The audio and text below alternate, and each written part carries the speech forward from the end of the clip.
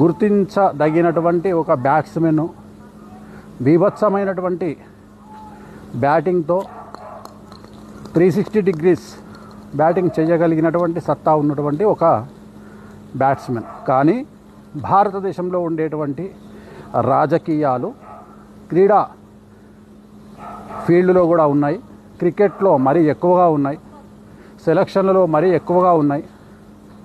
అలాంటి రాజకీయాలను తట్టుకునే శక్తి మన వైభవ్ సూర్యవంశీకి లేదు. ఈ అబ్బాయి జాతకము ఒక 6 నెలలు సంవత్సరం తర్వాత ఒక విచిత్రమైనటువంటి టర్న్ తీసుకునేటువంటి అవకాశం కనిపిస్తూ ఉంది.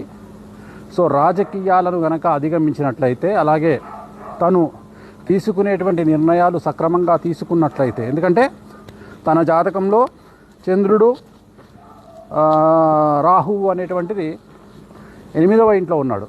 సో అందుకని ఒకవేళ కనుక నిర్ణయాలు కరెక్ట్గా తీసుకొని చాలా జాగ్రత్తగా అడుగులు వేసినట్లయితే ఇప్పటి వరకు ప్రపంచ క్రికెట్ చరిత్రలో ఇతనిని కొట్టే మగవాడు ఇంకా పుట్టలేడు. కానీ రాజకీయాల విషయంలో కనుక జాగ్రత్తగా ఉండగలిగినట్లయితే ఖచ్చితంగా ఇతను క్రికెట్లో ఒక సూపర్ స్టార్ అయ్యేటువంటి అవకాశాలు కనిపిస్తున్నాయి ఖచ్చితంగా.